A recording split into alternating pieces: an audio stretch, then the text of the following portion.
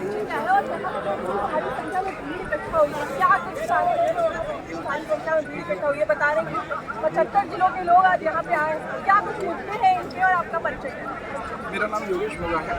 मैं जिला मिशन प्रबंधक हूँ यूपीएसआर में, यानी कि उत्तर प्रदेश राज्य ग्रामीण विकास मिशन, और हम जो हमारी यूनियन है समस्त कर्मचारियों की, उसका अध्यक्ष हूँ।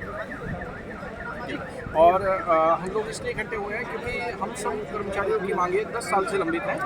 ये मांगे नहीं हैं, ये वो सब लाभ हैं जो हमारी पॉलिसी के अनुसार हमें दिए जाने थे, लेकिन अब तक अकर्मकता की स्थिति की वजह से उनको लंबित रखा गया है, उनको रोके गया है। और ये सब हमारी HR पॉलिसियाँ हैं, जैसे कि 7 से 15% वेतन वृद्धि हर साल दी जानी थी, लेकिन आज भी कर्मचारी 10 साल पुराने वेतन पर ही कार्य करने को बाध्य हैं।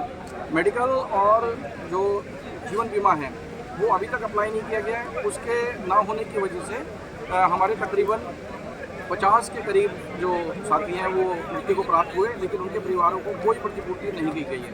इसके सिवा ट्रांसफ़र पर रोक लगा दी गई है। लोग कम सैलरी के बावजूद 500 से 900 किलोमीटर दूर पदस्थ हैं, लेकिन रोग की वजह से वो अपने घर जनपद नहीं जा पा रहे हैं, तो उनकी जो सामाजिक और जो आर्थिक रूप से वो कमज़ोर हो रहे हैं। इसके सिवा भत्ते दिए जाते थे, भत्तों पे तकरीबन 3-4 साल पहले रोक लगा दी गई, और जो पेंडिंग जो बकाया था बकाया और आगे का जो पैसे मिलने थे उस सब पे वो उनकी हानि हुई, यानी कि इफेक्टिव सैलरी और कम हो गई।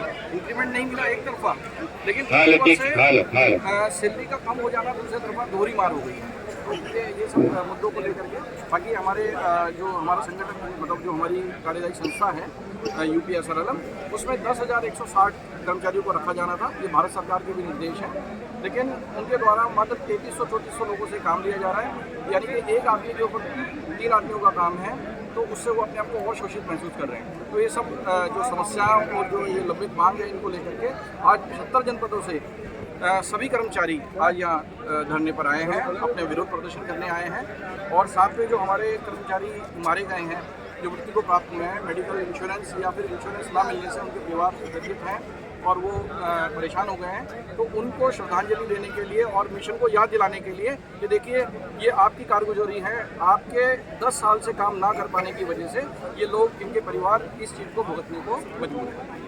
मैं एक चीज़ और जानना चाहूँगी, क्या आप लोगों ने इसके पहले भी अपनी समस्याएं, अपनी मांगे किसी अधिकारी के सामने, गवर्नमेंट के सामने रखने की कोशिश की, और अगर रखा तो क्या कुछ उस पर कार्रवाई हुई या नहीं हुई, या सिर्फ आश्वासन पे आश्वासन दिए गए, क्या कुछ हुआ? देखिए, आज से 1.5 साल पहले भी 2 महीने के लिए कार्य बहिष्कार हुआ। सब सक्षम स्तर को ये जानकारी दी गई, डिप्टी CM साहब से लेकर के हमारे मिशन मुख्यालय तक को सबको जानकारी दी गई, लेकिन सब आश्वासन के क्रम में है कि आपको हमें कुछ दिन का टाइम दीजिए और हम इस चीज़ को प्रोसेस में हैं कर लेंगे।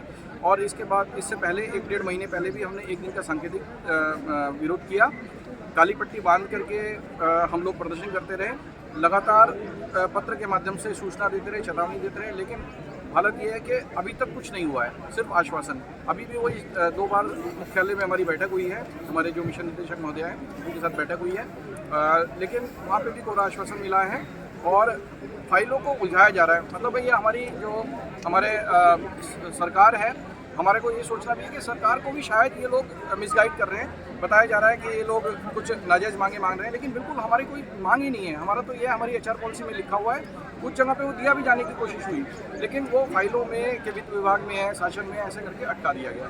तो लगातार सूचना में है, बातचीत के क्रम में भी है, लेकिन आश्वासन के सिवा ज़मीनी रूप से कुछ नहीं मिला है, इसलिए हमें मजबूरन आज यहाँ पे आना पड़ा। कहने का मतलब है कि आश्वासन पे आश्वासन, सिर्फ आश्वासन पे आश्वासन और निष्कर्ष शून्य। जी बिल्कुल बिल्कुल।